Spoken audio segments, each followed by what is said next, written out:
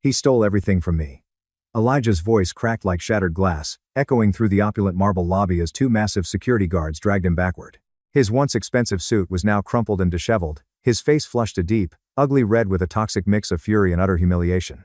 He thrashed wildly against their iron grip, screaming accusations that only made him look more pathetic. I stood perfectly still, calmly adjusting my cuffs, watching the chaotic scene unfold with ice-cold composure.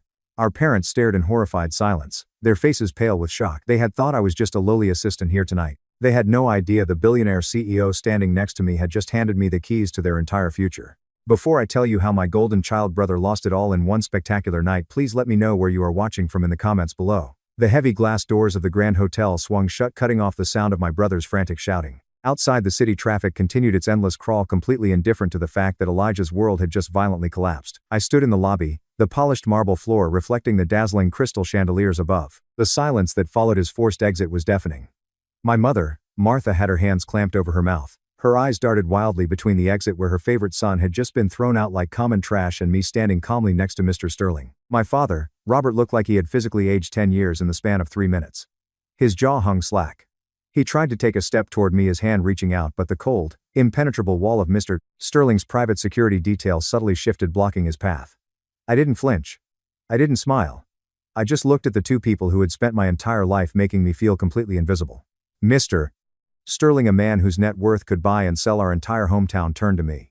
He adjusted his impeccably tailored jacket and spoke in that quiet, commanding tone that moved markets. "Are we finished here, Mason?" I looked at my parents one last time. I saw the desperate confusion in their eyes. They were trying to reconcile the boy they had discarded with the man standing before them. "Yes, sir," I replied, my voice steady. "We are completely finished." As we walked toward the private elevator, leaving my parents stranded in the lobby of a world they would never belong to, my mind didn't dwell on the victory. It didn't revel in the humiliation I had just handed back to them. Instead, it pulled me backward. It pulled me back through the years of grinding hustle, the sleepless nights, and the bitter betrayals. They asked themselves tonight how I could be so utterly ruthless. They looked at me like I was a stranger who had suddenly invaded their lives just to tear down their golden boy, but they forgot. People like my parents always forget the damage they do. They sweep it under the rug and call it family loyalty. To understand why I didn't lift a single finger to stop those guards from dragging my brother out, you have to go back 7 years. You have to go back to the night that broke me, and ultimately the night that built me. You have to go back to the day I turned 18. I wasn't always this hardened. When I was younger, I actually believed in the concept of family. I believed that if I just kept my head down, did the right thing, and caused no trouble, eventually it would be my turn. I was wrong. In our household, there was no turn for anyone except Elijah. Elijah was 3 years older than me, and he consumed all the oxygen in any room he walked into. He was the star athlete who never practiced, the charming talker who never meant a word he said, and the absolute center of my parents' universe. But charm only gets you so far in the real world. By the time he hit his early 20s, the cracks were not just showing. They were splitting the foundation of our house.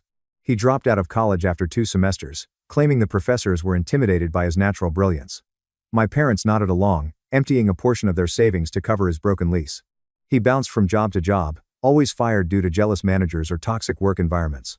And every time he crashed, my parents were right there with a safety net woven out of their finances and my neglect. I was the invisible cleaner. I was the one who made sure the trash was taken out, the lawn was mowed, and the peace was kept. I got straight A's in high school. I remember bringing home my final report card in my junior year. I had scored at the top of my class. I placed it on the kitchen counter, waiting for a simple good job. Instead, my mother walked right past it, holding a cold compress to her forehead. Elijah had just gone through a spectacularly messy divorce after a 6-month marriage, and the house was in a state of mourning. "Not now, Mason," she had snapped, batting the report card away. "Can't you see your brother is going through hell? He's dealing with lawyers and a divorce.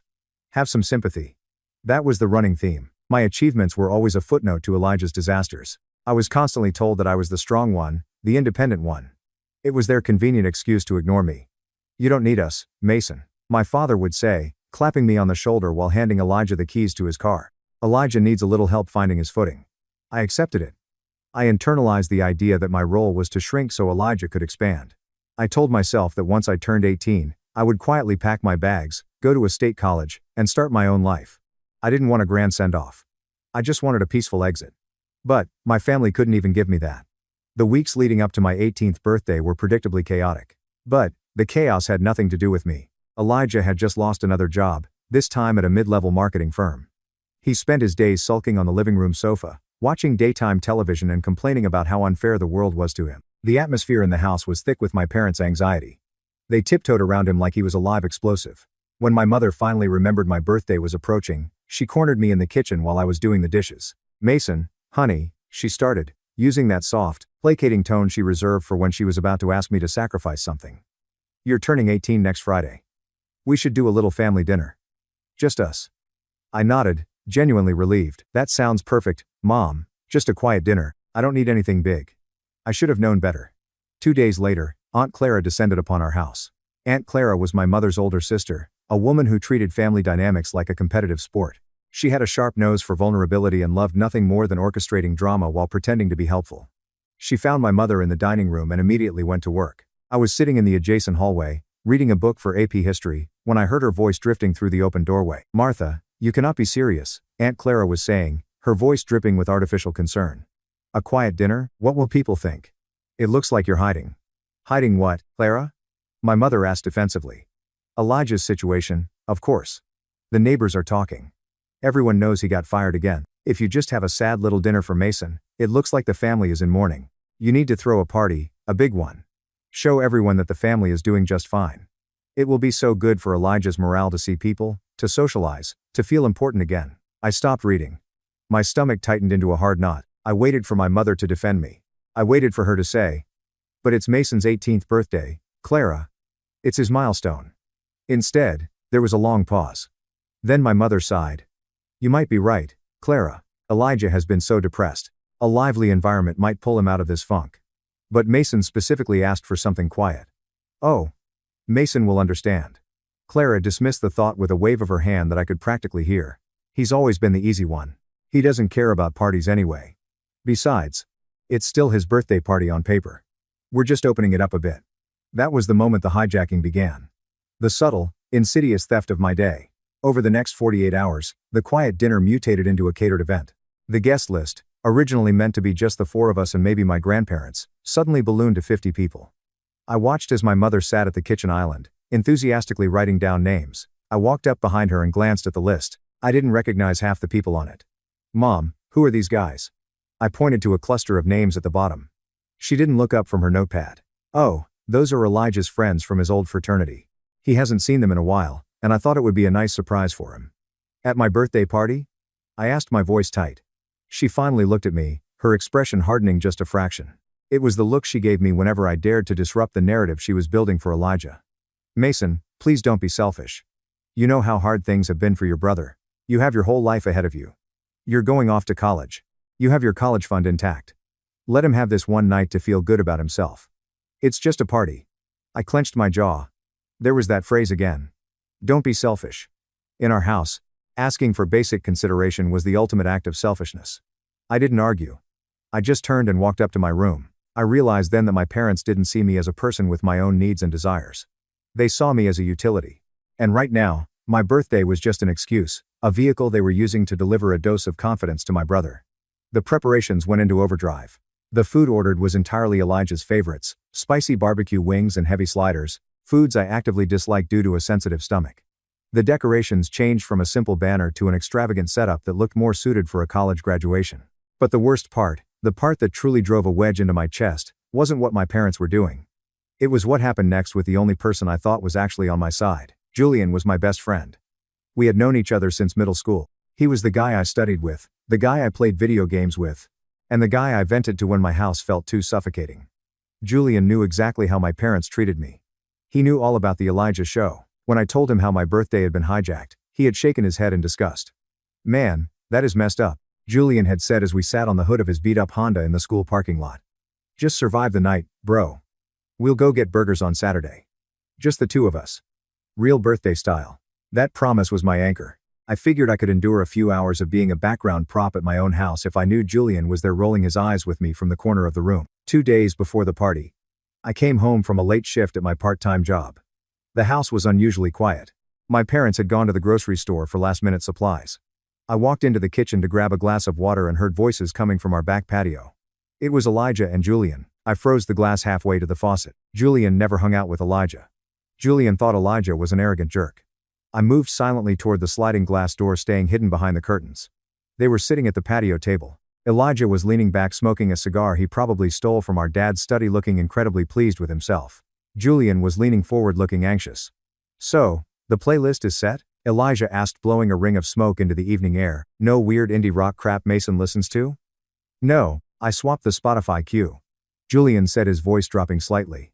"It's all the hip-hop tracks you wanted, and I made sure to text your fraternity guys that the party starts at 8 not 7. That way they miss the boring family stuff and show up right when the drinks start flowing." My chest seized. My lungs felt like they had been filled with concrete. Julian was helping him. Julian, my anchor, was actively orchestrating the takeover. "Good man," Elijah chuckled, reaching into his pocket. He pulled out a wad of cash and tossed several bills across the table. "Here. That should cover the down payment on that car part you were crying about. Keep doing me favors and maybe I'll introduce you to some of the girls coming on Friday. They like guys who know how to play the game." Julian scooped up the cash with an eager nod. "Thanks, Elijah. Seriously. Mason is just. He's so boring about this stuff anyway. He wouldn't even know what to do with a real party." I backed away from the window, couldn't breathe. The betrayal hit me harder than anything my parents had ever done. My parents' neglect was a constant, a dull ache I had grown used to. But Julian was supposed to be my safe harbor. And he sold me out for a handful of cash and a nod of approval from a guy he claimed to despise. I walked up the stairs, my legs feeling like lead. I didn't burst onto the patio. I didn't scream at them. I just went into my room, locked the door, and sat on the edge of my bed in the dark. I realized something profound in that darkness. I was completely alone.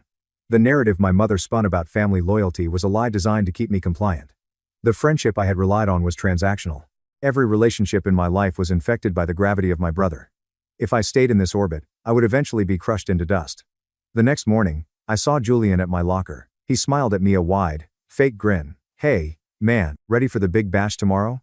I looked at him, really looked at him. I saw the weakness behind his eyes, the pathetic need to align himself with whoever seemed to hold the power. I felt a cold detachment settle over my skin. It wasn't anger anymore, it was clarity. "Yeah," I said, my voice completely flat. "It's going to be a night to remember." I didn't confront him. There was no point. Confrontation requires a desire to fix a relationship, to seek understanding. I had no desire to fix anything. I was done. The party was no longer a dread I had to survive. It was a deadline. I spent that Thursday night quietly packing a single duffel bag. I packed my clothes, my laptop, my high school diploma, and every dollar I had saved from working retail over the past 2 years. I hid the bag under my bed. When the sun rose on Friday, my 18th birthday, I didn't feel older. I just felt ready. By 8 that evening, my childhood home was unrecognizable. The quiet suburban house had been transformed into a loud, thumping nightclub. Julian had done his job well. The bass rattled the windows, playing music I despised. Cars lined the street for blocks. I stood at the top of the stairs, looking down into the living room. It was packed. People were laughing, drinking from red plastic cups, and shouting over the noise. I gripped the wooden banister, feeling like an intruder breaking into a stranger's house. I walked down the stairs. Nobody noticed me. I navigated through the crowd in the kitchen, squeezing past groups of guys wearing college sweatshirts. "Excuse me," I muttered, trying to reach the refrigerator to get a bottle of water. A guy twice my size bumped into me, spilling beer on my sneakers. He didn't even look down. "Watch it, kid," he barked, turning back to his conversation. I grabbed my water and retreated to the edge of the living room. I stood against the wall, a ghost haunting my own celebration. My eyes scanned the room and eventually found the center of gravity. Elijah was standing by the fireplace holding court. He had a drink in one hand and was gesturing wildly with the other, telling some exaggerated story about his brief stint at college. A circle of people surrounded him, hanging on his every word. My mother was standing near the edge of his circle, beaming with pride, holding a tray of appetizers that she only offered to his friends. My father was at the patio door laughing loudly with another group of older men. Not a single person had approached me to say happy birthday. Not one. Then I saw cousin Sarah. She was standing near the hallway sipping a soda. Sarah had always been the quiet observer in our extended family. We made eye contact across the crowded room. I saw the realization hit her. She looked from me standing alone against the wall to Elijah soaking up the adoration in the center of the room. I saw the guilt flash across her face. She knew exactly what was happening. She knew how wrong this was. For a split second I thought she might walk over. I thought she might cross the room, put a hand on my shoulder and acknowledge my existence. But then Elijah called out her name, dragging her into his story to verify some fabricated detail. Sarah looked back at me, her eyes apologetic, and then she turned away. She chose the easy path. She chose the golden child. I watched her laugh at his joke, and the last tether holding me to this family snapped. I wasn't angry anymore. The simmering resentment that had plagued me for years suddenly evaporated, leaving behind a cold, sharp focus. I realized that my parents hadn't just thrown a party for Elijah. They had orchestrated my erasure. They were actively erasing me from my own life milestone to make space for him. I saw Julian near the kitchen island laughing and clinking cups with one of Elijah's fraternity brothers. The betrayal didn't even sting anymore. It just confirmed what I already knew. Suddenly, the heavy bass of the music cut out. The sudden silence was jarring. My father clapped his hands loudly, drawing everyone's attention. "All right, everybody, gather round," Robert shouted. His face flushed with alcohol and excitement. "It's time for the cake." The crowd cheered, parting slightly to make a pathway from the kitchen. My heart beat a slow, steady rhythm in my chest. This was it. The grand finale of the charade. I stayed pressed against the wall. I didn't step forward. I didn't try to claim my space. I just watched. My mother walked out of the kitchen, her face glowing under the dining room lights. She was carrying a massive sheet cake. The candles blazed, casting flickering shadows across the room. She walked slowly, carefully, a wide smile plastered on her face. She didn't walk toward me. She walked straight to the center of the room. She walked straight to Elijah. The crowd closed in around them. I could barely see the cake through the sea of shoulders, but I didn't need to. I knew exactly what was happening. "All right, let's sing," my father bellowed. The off-key chorus of 50 people began to echo through my house. "Happy birthday to you. Happy birthday to you." I stood perfectly still, my breathing shallow. I waited for the crucial line. I waited to see how far they were willing to go. "Happy birthday, dear." My mother's voice rang out above the rest, clear and joyful. "Elijah and Mason," she said his name first, "on my 18th birthday." As the song finished and the crowd cheered, I saw a gap in the people. I saw the cake, written in thick, bold blue icing across the center were the words, "Happy 18th again, Elijah," and squished into the bottom right corner, almost falling off the edge in a tiny, hurried script, was and Mason. "Blow out the candles, boys." My father cheered. Elijah leaned over the cake, laughing. He didn't even look around to find me. He took a deep breath and blew out the candles in one dramatic gust. The room erupted in applause and whistles. My mother looked up, her eyes finally scanning the room. She found me leaning against the wall. For a fraction of a second, her smile faltered. Maybe she saw the absolute deadness in my eyes. Maybe the reality of what she had done finally pierced her delusion. But instead of apologizing, instead of calling me forward, she gave me a small, tight smile and mouthed, "Let's celebrate both. It's special for everyone." I didn't nod. I didn't smile back. I pushed myself off the wall. The crowd was already breaking apart, turning their attention back to the alcohol and the music starting up again. No one noticed me moving. I was exactly what they wanted me to be, invisible. I walked quietly down the hallway to the hall closet. I opened it, bypassing my father's heavy coats, and pulled out my dark denim jacket. I slipped it on. The fabric felt like armor. I walked past the kitchen. I could hear Elijah loudly demanding the first slice of cake. I walked past the living room, where Julian was aggressively trying to flirt with a girl clearly out of his league. I reached the front door. I placed my hand on the brass knob. I paused for one single heartbeat. I thought about the 18 years I had spent in this house, the quiet obedience, the desperate hope that one day doing the right thing would be enough. I realized that keeping the peace meant fighting a war against myself, and I was done losing. I turned the knob. The heavy door opened, letting in the cool night air. I stepped out onto the porch. Behind me, the muffled thumping of the bass continued. No one called my name. No one rushed out to stop me. I pulled the door shut behind me. Click. That sound, the solid metallic click of the deadbolt sliding into place, was the loudest thing I heard all night. It was the sound of a chapter ending permanently. I walked down the driveway, passing the rows of parked cars belonging to strangers. I didn't look back at the house. I kept my eyes on the streetlights reflecting off the dark asphalt. I walked to the end of the block, retrieved the duffel bag I had hidden behind some bushes earlier that afternoon, and kept walking. I didn't know exactly where I was going. I just knew I was never going back. The first night, I slept on a bench at a 24-hour bus terminal. It was uncomfortable, cold, and smelled like stale coffee and exhaust. But as I lay there, using my duffel bag as a pillow, I felt a strange sensation expanding in my chest. Took me a few hours to recognize it. It was oxygen. For the first time in my life, I could breathe without the suffocating weight of my family's expectations crushing my lungs. I spent the next 2 days figuring out logistics. I bought a cheap burner phone with my saved cash. I found a seedy motel on the outskirts of the city that rented rooms by the week with no credit check. I started applying for every entry-level manual labor job I could find online at the local library. It wasn't glamorous. It was terrifying. I was eating cheap instant noodles and counting every penny, but every dollar I spent was mine. Every decision I made was mine. On the third day, my original cell phone, the one still tied to my parents' family plan, started buzzing wildly on the cheap motel nightstand. I sat on the edge of the lumpy mattress and stared at the screen. It was my mother. She had called 6 times in the last hour. I watched it ring, the vibration shaking a half-empty water bottle. I finally picked it up and hit accept. I didn't say anything, I just held it to my ear. Mason. Her voice was shrill, completely devoid of maternal worry. It was the voice of a woman whose carefully constructed image had been inconvenienced. Where on earth are you? Are you done with this little tantrum? I remained silent. You embarrassed us, Mason, she continued, her tone escalating into anger. Do you have any idea how it looked when people asked where the birthday boy was and you had just vanished? You ruined the end of the party. I heard my father's voice booming in the background. Tell him if he doesn't get his ungrateful self back here by dinner, he can forget about his college fund. A dry, humorless chuckle escaped my throat. The college fund, the one they had already bled dry to pay for Elijah's mistakes. They were threatening me with an empty weapon. Did you hear your father? She snapped. Elijah is very upset. He feels terrible that you overreacted like this. Keep the party. Mom. I said, my voice was raspy, completely devoid of emotion. It didn't sound like the quiet, obedient son she knew. It sounded like a stranger. Keep the party. Keep the house. Keep him. Mason. What are you talking about? Come home right now. And I pulled the phone away from my ear, ended the call, and popped the back cover off. I pulled out the SIM card, snapped the small piece of plastic in half between my fingers, and dropped it into the motel trash can. The silence in the room was absolute. I lay back on the bed and stared at the water-stained ceiling.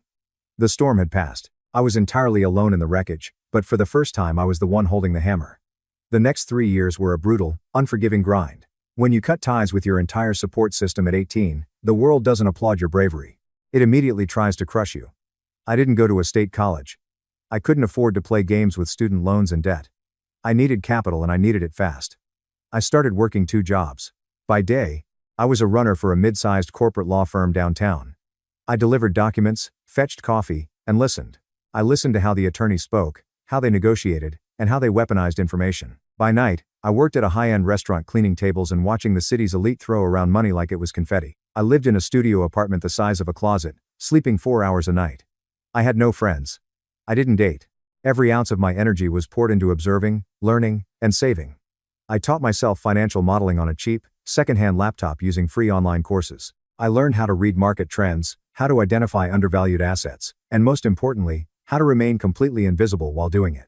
The skill my family had forced upon me, the ability to be a ghost in the room, became my greatest asset in the corporate world.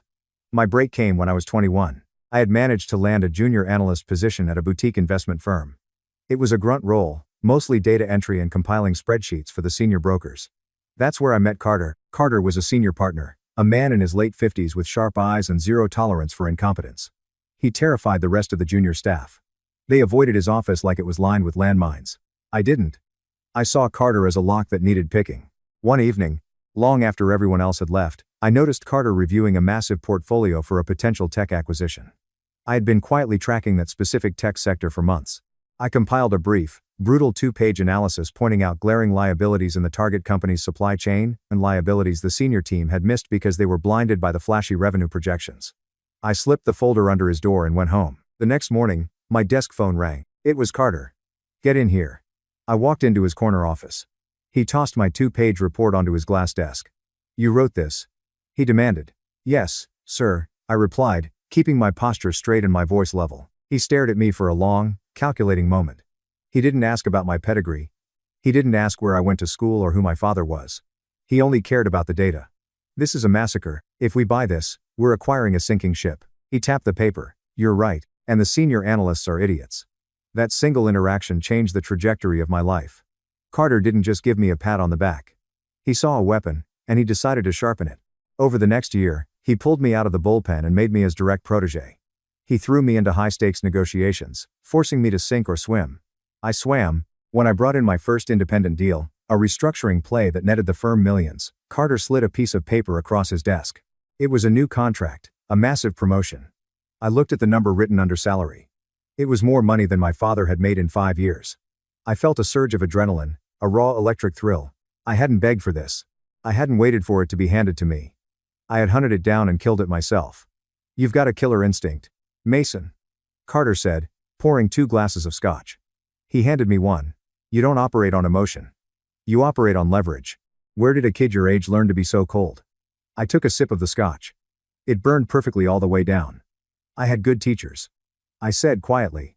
I was building an empire in the shadows. I intentionally kept my digital footprint non-existent. No social media, no public profiles. In the financial sector, I was becoming known as Carter's unseen architect, the guy who ran the numbers and orchestrated the takeovers from behind a firewall. I was wealthy, I was respected, and I was completely free, or so I thought. I had underestimated the desperate lengths a drowning man will go to when he smells a lifeline. Elijah was drowning. While I had spent the last 4 years building a foundation out of concrete, he had spent it building a house of cards. Through the grapevine of public records, which I casually monitored out of a cold, detached curiosity, I knew his life was unraveling. The messy divorce had cost him dearly. He was jumping between failed entrepreneurial ventures, bleeding our parents' retirement accounts dry. And then, he found me. I still don't know exactly how he tracked me down. Maybe a stray piece of mail forwarded to an old address, or maybe he hired a cheap private investigator. It didn't matter. What mattered was that Elijah discovered I wasn't rotting in a ditch somewhere. He discovered I was working at a prestigious investment firm in the city. He didn't know my title. He didn't know my net worth. To him, I was still just Mason, the little brother who was supposed to be beneath him. He probably assumed I was answering phones or sorting mail, but in Elijah's mind, proximity to wealth meant I had access to it, and he felt entitled to whatever I had. He didn't try to contact me directly. He knew I wouldn't answer. Instead, he did what he always did. He manipulated someone weaker to do his dirty work. Enter Dylan. Dylan was a mid-level associate at my firm. He was a classic nepotism hire, loud, arrogant, and dangerously incompetent. He wore suits that were too tight, reeked of expensive cologne, and deeply resented the fact that I, a younger guy with no Ivy League background, was Carter's right hand. Dylan was desperate for a win to secure his own promotion. One Tuesday afternoon, my internal security software pinged an alert. Someone had tried to access a restricted folder on the firm's shared server using my credentials. The folder contained highly sensitive forecasts for an upcoming corporate buyout. If those numbers leaked, it would violate federal regulations, instantly destroy the deal, and end my career in handcuffs. I didn't panic. I traced the IP address. Came from Dylan's workstation. I didn't report him to HR. That was too simple. I needed to know why he was targeting me. I waited until Dylan left for lunch, slipped into his office, and bypassed his ridiculously simple computer password. I opened his personal email. There it was, an email thread with an unfamiliar address. But the writing style was unmistakably arrogant. It was Elijah. The emails made my blood run cold. Elijah had somehow connected with Dylan, likely haunting the expensive bars near our office, and figured out Dylan hated me. Elijah was playing a masterful game of manipulation. He told Dylan a sob story about how I had abandoned the family and stolen money from our parents. My parents are desperate to get him home. Elijah wrote in one email. He's unstable. If he loses this job, he'll have to come back and face the music. Get me something that shows he's screwing up. And I'll make sure my dad's golfing buddies throw their portfolios your way. It was a blatant lie. My father didn't have wealthy golfing buddies. But Dylan was greedy and stupid enough to believe it. Elijah wasn't trying to bring me home out of love. He was trying to destroy my livelihood so I would be as broken and dependent as he was. If I was dragged back to the bottom, his failures wouldn't look so bad. I sat at Dylan's desk staring at the screen. The old Mason, the 18-year-old kid, would have felt a crushing wave of depression. He would have felt victimized. The new Mason felt nothing but a dark, predatory calm. I didn't delete the emails. I didn't confront Dylan. I backed out of his computer, went back to my office, and began to build a trap. If Dylan wanted confidential data to leak and pin on me, I was going to give it to him. Over the next week, I carefully constructed a shadow server. I filled it with highly technical, incredibly convincing, but completely fabricated financial projections regarding a dummy corporation. I made the data look like the holy grail of insider trading. Then, I intentionally left a backdoor open in my own firewall, a breadcrumb trail so obvious that even an idiot like Dylan could follow it. I watched the server logs in real time on a Friday night. At 8:45 p.m., Dylan took the bait. I watched his IP address download the fabricated files. I imagined him sitting in his office, sweating, thinking he had just secured the evidence to ruin my career and secure his promotion. He immediately forwarded the files to an external competitor's Dropbox, an illegal move designed to frame me for corporate espionage. What Dylan didn't know was that Carter and I had already flagged that external Dropbox with the firm's cybersecurity team. The moment Dylan hit send, the system locked his workstation, flagged his employee ID, and sent a direct alert to the firm's legal counsel. On Monday morning, Dylan didn't make it past the lobby. Security escorted him into a private conference room with our lawyers. He was terminated immediately, facing potential federal charges for attempting to steal corporate secrets. He tried to blame me, screaming that I set him up, but the digital trail he left, the one I designed, proved he acted alone maliciously. As security marched Dylan out of the building, he saw me standing by the elevators. He glared at me, his face pale with panic. I just offered him a slow, cold nod. Dylan was neutralized, but he was just the pawn. The real target was the man pulling the strings. Elijah thought he could reach into my world and break my legs from a distance. He thought I was still the quiet kid leaning against the wall at the party. He was about to find out that the kid he threw away had built an empire, and I was about to invite him to the execution. The night of the annual Sterling Foundation Gala was the kind of event that shut down 3 city blocks. Black SUVs lined the streets. The red carpet stretched up the marble steps of the Grand Plaza Hotel. Flashbulbs popped like fireworks as the city's elite stepped out of their vehicles. I was 25 years old standing inside the grand foyer adjusting the cuffs of a custom-tailored Tom Ford suit. 7 years had passed since I walked out of my childhood home with nothing but a duffel bag and a burner phone. Tonight I was overseeing the final signatures on a corporate merger that would redefine the tech sector in our state. Carter had entrusted the final negotiations to me. I wasn't just in the room anymore. I owned the room. The foyer smelled of expensive lilies and old money. I stood near a towering ice sculpture nursing a glass of sparkling water waiting for Mr. Sterling to arrive. My phone buzzed in my pocket with a text from Carter confirming the final contract drafts were printed.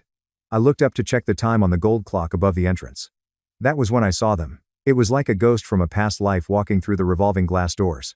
Elijah, and right behind him looking entirely out of place in their rented formal wear, were my parents. Robert and Martha. My grip tightened on my glass. The air in my lungs turned to ice. Out of all the people in this city of millions, they had managed to secure invitations to this specific event. Later, I would find out Elijah had begged, borrowed, and practically mortgaged his failing startup just to buy a low-tier sponsor table. He was desperate. His business was sinking. His investors were pulling out and he needed to rub shoulders with the giants tonight to beg for a bailout. He brought our parents along as props to make him look like a grounded, family-oriented businessman. Elijah was scanning the room with that same arrogant, hungry look he had on my 18th birthday. He wore a tuxedo that didn't quite fit right across the shoulders. My mother clung to his arm, looking around with wide, anxious eyes, completely overwhelmed by the sheer wealth surrounding her. They walked directly past the VIP check-in desk, ignoring the velvet ropes. Elijah was gesturing broadly, telling my father some fabricated story about how he knew half the board of directors. I stayed perfectly still, half hidden by the floral arrangements. I watched them navigate the room. I felt no fear. I felt no sadness. I just felt a cold, clinical curiosity. I wanted to see how the world treated them when they didn't have me to clean up their messes. Suddenly, Elijah's eyes locked onto mine. He stopped dead in his tracks. The smug smile slid off his face, replaced immediately by a look of sheer, unadulterated confusion. My mother followed his gaze, and her hand flew to her mouth. My father just stared. They marched over to me, not with hesitation, not with regret, with the exact same entitled stride they had used to trample over me my entire childhood. "Mason," Elijah sneered, looking me up and down. He took in my suit, but his brain refused to process the reality of it. To him, I was still the invisible loser. "What the hell are you doing here?" Before I could answer, my mother stepped forward. Her voice was a hushed, frantic whisper. "Mason, we've been worried sick for years, and you just show up working at a catering gig? Are you a waiter here?" She actually believed it. In her mind, the only way I could be standing in a room this opulent was if I was serving the food. Elijah barked out a laugh. "Of course he is. Look at him standing by the drinks. Listen, Mason, since you're working, go fetch me a scotch, neat, and make it quick. I have important people to meet tonight." I looked at my brother. I looked at the dark circles under his eyes, the subtle tremor in his hands. He was terrified of going bankrupt. And he was projecting his panic onto me. "I'm not getting you a drink, Elijah," I said. My voice was low, smooth, and completely devoid of the intimidation he expected. My father's face turned red. "Don't you take that tone with your brother," he hissed, stepping closer. "He is trying to save our family's investments. He's here on business. You will show him some respect, or I'll have a word with your catering manager." "You don't want to speak to my manager, Robert," I replied, using his first name. I saw him flinch. Just then, Chloe, the head of PR for the Sterling Foundation, marched over. She had an earpiece in and held a glowing tablet. She was a woman who didn't tolerate fools. She looked at Elijah, then down at her tablet. "Excuse me," Chloe said, her tone sharp enough to cut glass. "You are blocking the main thoroughfare for our platinum-level guests." "Name?" "Elijah," he said, puffing out his chest. "I'm a silver sponsor. I'm here to see Mr. Sterling." Chloe swiped a finger across her screen. She didn't even look up. "Silver sponsors are seated in the overflow ballroom on the second floor. You are not on the VIP reception list. Please clear the area." Elijah's face flushed purple. "Do you know who I am? I'm a CEO. You're a fire hazard at the moment," Chloe replied dryly. She turned to me, her entire demeanor softening into deep professional respect. Mason, Mr. Sterling's convoy is pulling up right now. He asked that you meet him at the doors. My parents froze. The air in the circle seemed to vanish. Elijah's mouth opened, but no sound came out. He looked from Chloe's respectful posture to my calm, indifferent face. The puzzle pieces in his head were aggressively trying to fit together, but he was fighting the picture they were forming. Thank you, Chloe, I said. I didn't look back at my family. I just turned and walked toward the grand entrance. The show was about to begin. The heavy brass-handled doors of the hotel were pulled open by the doorman. Outside, the flashbulbs went into a blinding frenzy. A midnight black Rolls-Royce Phantom glided to a halt at the base of the red carpet. The city seemed to hold its breath. I stood at the top of the short interior stairs looking down into the foyer.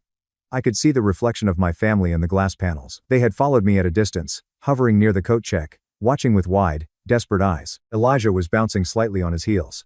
He thought this was his moment. He thought he could somehow piggyback on whatever small connection he assumed I had with the event staff to get FaceTime with the billionaire. The rear door of the Phantom opened. Mr. Sterling stepped out. He was a man of immense presence, with silver hair and a tailored charcoal suit that screamed power. The room immediately went dead silent. The chatter stopped. The clinking of glasses ceased. Every major executive, politician, and investor in the room turned their attention to the entrance. Sterling walked up the red carpet. The hotel manager was practically bowing as he opened the interior doors. Sterling ignored him. He ignored the flashes. He walked into the foyer, his sharp eyes scanning the crowd. Elijah couldn't help himself. His desperation overrode his common sense. He broke away from my parents and shoved his way to the front of the crowd right into Sterling's path. Mr. Sterling, Elijah called out, his voice cracking slightly. He thrust his hand forward. Elijah, CEO of Tech Forward Solutions. It is an absolute honor to Sterling didn't even break his stride. He didn't look at Elijah's face. He merely raised one hand, a silent, dismissive gesture that signaled his private security detail. Two massive men in dark suits seamlessly stepped forward, wedging their shoulders between Elijah and Sterling, forcing my brother to stumble backward into a decorative potted fern. Elijah looked horrified. The executives around him were whispering and pointing. The golden boy was being treated exactly like what he was, a nuisance. Sterling kept walking. He looked up the short flight of stairs and saw me. A genuine smile broke across the billionaire's face. It was a smile the media rarely caught. He walked straight up to me, bypassing the mayor and two state senators. He didn't offer his hand to shake. He reached out and grasped my shoulder firmly, an undeniable display of deep respect and partnership. Mason, Sterling said, his voice booming clearly across the silent foyer. Carter told me you finished the final risk assessments on the merger. He said you found the loophole that saved us $40 million. I did, sir, I replied, keeping my voice steady, though my heart was hammering against my ribs. The documents are ready for your signature in the private suite. Brilliant, Sterling said. He turned to the crowd, addressing the room at large. Ladies and gentlemen, I want to introduce you to the man who makes sure I never make a bad investment, my senior strategic director, and the undisputed architect of tonight's merger, Mason. The room erupted into applause. Genuine, respectful applause from the most powerful people in the state. I didn't look at the crowd. I looked straight at the coat check. My father was gripping the edge of a table, his knuckles white. My mother had both hands over her face, tears streaming down her cheeks, but they weren't tears of joy. They were tears of absolute shock and regret. The boy they had literally erased from a birthday cake to make room for their favorite son was now standing at the apex of the corporate world. And then there was Elijah. He had untangled himself from the fern. His face was a mask of pure agony. He was watching the applause, watching the billionaire pat my shoulder. The reality of his own failure was finally colliding with the undeniable proof of my success. The narrative he had lived his entire life, that he was special and I was the background noise, had just been incinerated in front of 500 people. He couldn't take it. His fragile ego shattered right there on the marble floor. That's my brother, Elijah suddenly screamed. The applause died down. People turned to look at the disheveled, sweating man standing near the entrance. He's my little brother, Elijah yelled, taking a step toward the stairs, his eyes wild. He pointed a shaking finger at me. Tell them, Mason. Tell them we're family. I'm the one who taught him everything. He's supposed to help me. He took another step, but he never made it to the stairs. Mr. Sterling's security detail moved faster than I could blink. The two massive guards who had bumped Elijah earlier now clamped their hands onto his shoulders with the force of an industrial vice. Get your hands off me. Elijah shrieked, his voice echoing off the high ceilings. He began to thrash violently, twisting his body, his expensive rented suit jacket ripping at the seam. Mason, tell them. I need the funding. You owe me. I'm your brother. He stole everything from me. Elijah's voice cracked, echoing through the grand marble lobby as the two guards dragged him backward toward the glass doors. His face was red with a mix of fury and absolute humiliation. I stood perfectly still, adjusting my cuffs. I looked down at him from the top of the stairs. Mr. Sterling leaned in close to me. Do you know this man? Mason? He asked quietly. I looked at my mother, who was sobbing openly now, too terrified of the security guards to intervene. I looked at my father, who was staring at the floor, too ashamed to meet my eyes. Then I looked back at Elijah, who was now being physically lifted off the ground, his dress shoes scraping against the marble. No, sir. I said. My voice was calm and carrying enough for the front row of the crowd to hear. I have no idea who that is. Elijah let out a guttural sound of pure despair as the doors swung open and the cold night air swallowed him. The guards tossed him out onto the pavement. The silence in the foyer returned. The hotel manager frantically signaled for the string quartet to start playing again. The tension slowly dissolved into hushed, eager gossip. I didn't smile. I didn't feel the overwhelming rush of victory I thought I would. Instead, I felt a deep, profound sense of closure. The phantom weight that I had been carrying on my shoulders since I was a child finally detached itself and blew away. I had just watched the monster under my bed get dragged out into the daylight, and I realized he wasn't a monster at all. He was just a pathetic, weak man who had run out of people to use. Mr. Sterling patted my back. Let's go sign those papers, Mason. We have an empire to run. As I turned and walked toward the private elevators, I caught one final glimpse of my parents and the reflection of the brass doors. They were rushing outside, abandoning the gala they had fought so hard to attend. Rushing out to pick up the broken pieces of their golden child.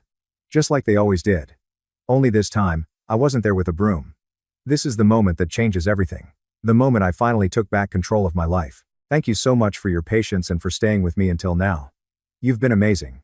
Please give this video a like and comment one below to let me know you've made it this far. Not only does this help more people find this story, but it also lets me know that my experiences truly means something to someone. Your support is my greatest motivation to keep sharing the rest of this journey. The morning after the gala. The city felt different. The air felt cleaner. I arrived at my office at 7 a.m., poured myself a black coffee, and stood by the floor-to-ceiling windows looking out over the skyline. My phone had been ringing off the hook since midnight.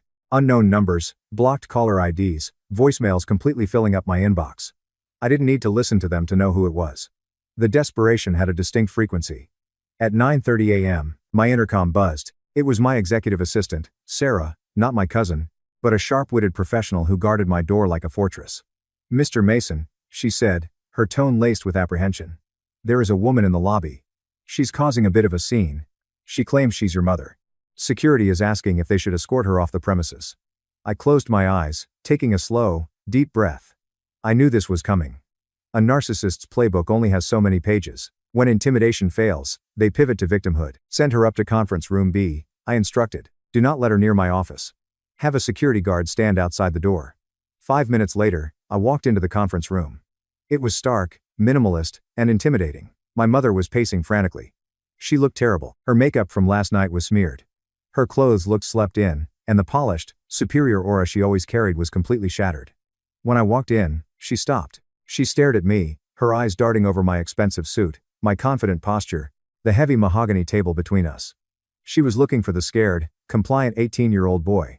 He wasn't there. Mason, she gasped, rushing forward. She reached out to grab my hands, but I smoothly took a step back and gestured to a chair. Sit down, Martha, I said, my voice deliberately flat.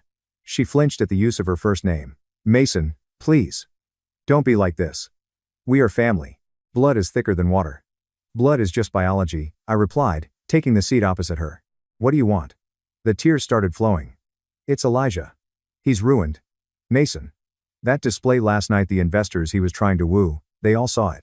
His company is going into default. The bank is foreclosing on his house. He owes hundreds of thousands of dollars. She leaned across the table, her hands clasped in a praying motion. We spent our entire retirement fund trying to keep his business afloat. Our inheritance from your grandfather, the money we saved. It's all gone. We have nothing left.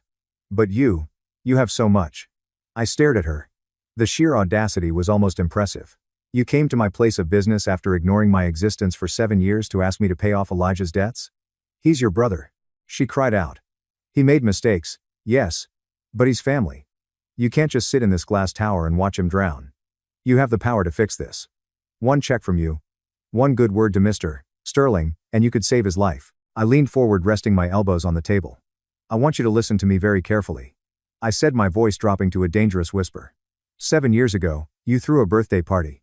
Do you remember? She swallowed hard, looking away. Mason, that was a long time ago. We trying to help Elijah through a tough time. You wrote his name over mine. I continued, ignoring her excuses. You sang his name first. When I walked out the door, you didn't run after me. You called me days later and threatened to take away my college fund. Money you had already given to him anyway. You didn't care if I ended up sleeping on the street. You only cared that I made a scene and embarrassed you. I was a bad mother. She wailed, trying to force a confession to gain sympathy. I admit it. I made mistakes, but I'm begging you now. You didn't make a mistake, Martha, I said coldly. You made a choice. You chose your only son 7 years ago. You fed me to the wolves to keep him warm, and now that he's burned the house down, you want me to build you a new one. I stood up, buttoning my jacket. The answer is no. Not a single dime. Not a single favor. She stood up, too, her sadness instantly evaporating, replaced by the vicious, toxic rage I remembered so well. You are a monster, she screamed. You are a cold, heartless monster. I gave birth to you. You owe me. I owe you nothing, I said, turning my back and walking toward the door. Security will see you out. By noon, the harassment campaign had officially begun. The narrative had shifted from begging to extortion. They realized I wouldn't pay them out of guilt, so they decided to try and shame me into compliance. My phone blew up with text messages from extended family members I hadn't spoken to in a decade. Aunt Clara sent me a novel-length message calling me a sociopath and a disgrace to the family name. Cousins left voicemails accusing me of abandoning my elderly parents to starve. They were trying to create a social media firestorm, tagging the firm's accounts in vague posts about corporate greed destroying families. Elijah even managed to find the email address of one of my junior analysts, sending a pathetic, rambling message claiming I had stolen his business ideas to get my job. They were buzzing like angry hornets, trying to find a weak spot in the glass. I didn't engage. I didn't reply to a single message. Engaging with a narcissist is like wrestling a pig in the mud. You both get dirty, but the pig likes it. Instead, I picked up my office phone and called Thomas. Thomas was the firm's senior corporate lawyer. He was a shark in an expensive suit, a man who dealt with billion-dollar litigation before lunch. I asked him to meet me in my office. When Thomas walked in, I handed him a printed stack of the emails, texts, and social media screenshots. Family drama? Thomas asked, skimming the top page. Extortion. I corrected him. They are attempting to defame my character and disrupt my professional environment in order to secure financial leverage. I want it stopped today. Thomas smiled, a slow, predatory grin. I love a clean cut. What do you want to do? Draft a cease and desist, I instructed. Make it legally terrifying. Cite defamation, harassment, and tortious interference with business relationships. State clearly that if they contact me, my employer, my colleagues, or any of my associates again, we will file a civil suit that will tie up whatever pathetic assets they have left in litigation for the next 20 years. Consider it done. Thomas said, I'll have it sent via certified mail and hand-delivered by a process server to your parents' house and your brother's apartment by 5 p.m. Thank you, Thomas. That afternoon, I received a notification on my personal phone. It was a direct message on LinkedIn. The sender was Julian, my former best friend, the guy who sold out my 18th birthday party for a wad of cash and a pat on the head from Elijah. I opened the message. Hey Mason, man. It's been a crazy long time. I saw the news about the Sterling merger. Dude, I always knew you were going to do huge things. Listen, things have been really rough lately. The job market is brutal. I was wondering if maybe we could grab a coffee, maybe catch up. I'd love to see if there are any openings on your team. We used to be a great team, right? Miss you, bro. I stared at the screen. The sheer lack of self-awareness was staggering. He wasn't apologizing. He was just trying to attach himself to the biggest ship he could find. Exactly like he did with Elijah. He hadn't changed at all. He just changed targets. I didn't feel angry. I just felt a profound sense of pity for him. I moved my thumb over his profile, clicked the 3 dots in the corner, and hit block. I deleted the message. It was a small, satisfying click. At 5:15 p.m., Thomas sent me a quick email. Packages delivered. Signatures secured. The hornets have been smoked. I walked out of my office that evening feeling lighter than air. The legal wall was up. The moat was filled. My phone was silent for the first time in 24 hours. As I walked down the street toward my favorite steakhouse, I realized that establishing a boundary isn't a cruel act. It's an act of self-preservation. When you lock the door on toxic people, you aren't punishing them. You are simply refusing to be their collateral damage anymore. The storm was finally over. Now, it was time to watch the aftermath. The wheels of karma grind slowly, but they grind exceptionally fine. Over the next 6 months, I didn't have to lift a finger to watch Elijah's life completely unravel. The information just naturally trickled down through the city's financial grapevine and public records. The cease and desist order had terrified my parents into absolute silence. They knew my lawyers would destroy them. Left without their favorite punching bag to blame for their misery, they had to turn inward, and it was brutal. Elijah's company went into Chapter 7 bankruptcy. He had spent years faking it, throwing lavish parties on company credit, leasing sports cars he couldn't afford, and alienating anyone with actual talent. The market simply corrected him. The bank repossessed his downtown loft. His leased car was towed away in the middle of the night. With nowhere else to go, a 32-year-old Elijah had to pack his remaining clothes into garbage bags and move back into my parents' house. The house of cards collapsed. And it landed directly on Robert and Martha. Without me there to absorb the tension, the perfect family illusion shattered into a million sharp pieces. According to the gossip that occasionally reached me through extended relatives who were too scared to message me directly, but loved to talk, the house became a war zone. My parents had drained their life savings, their retirement, and their emergency funds to keep Elijah afloat. Now, the money was gone. The golden child was broke, jobless, and furious that the world hadn't handed him a crown. He blamed my parents for not supporting him enough. He blamed them for not being richer. The screaming matches could be heard down the street. The neighbors, who used to be impressed by Martha's carefully curated image of suburban perfection, were now calling the police with noise complaints. My mother started working a part-time retail job at 60 years old just to pay the utility bills. My father started drinking heavily, spending his evenings yelling at the television. Elijah refused to get a regular job, claiming it was beneath his status as a former CEO. He sat on their sofa, drinking my father's cheap beer, complaining about how unfair life was. They were trapped in a prison entirely of their own making. They had sacrificed their quiet, hard-working son to feed the ego of a parasite. And now the parasite had consumed the host. I would occasionally see their names pop up on public lien registries. I didn't feel a shred of guilt. I didn't feel the need to ride in on a white horse and save them. You cannot save people who are committed to their own destruction. Watching their downfall wasn't about vengeance, it was just a reaffirmation of the laws of physics. Actions have consequences. Gravity always wins. I was sitting in a cafe on a crisp Tuesday morning reviewing a quarterly report when I heard a hesitant voice. "Mason?" I looked up. Standing near my table holding a paper coffee cup was Sarah, my cousin, the girl who had made eye contact with me across the crowded living room on my 18th birthday and chose to look away. She looked nervous. She was dressed in medical scrubs, looking exhausted but genuine. "Sarah?" I said, putting my pen down. I didn't smile, but I didn't scowl either. I remained neutral. I know you probably don't want to see anyone from the family," she said quickly, her words tumbling out. "I just saw you sitting here and I couldn't walk past without saying something." I gestured to the empty chair across from me. "Sit." She sat down carefully, clutching her coffee cup like a lifeline. She didn't launch into a sob story. She didn't ask for money. She just looked me straight in the eyes. "I want to apologize," Sarah said. Her voice shook, but she didn't look away. "For your 18th birthday party, I saw what they were doing. I saw you standing against the wall completely alone. I knew it was wrong. I knew Julian was an idiot and Elijah was stealing your day, and I didn't do anything." I watched her face. This was the first piece of genuine honesty I had heard from anyone in my bloodline in over a decade. "Why didn't you?" I asked quietly. A tear slipped down her cheek. "Because I was a coward.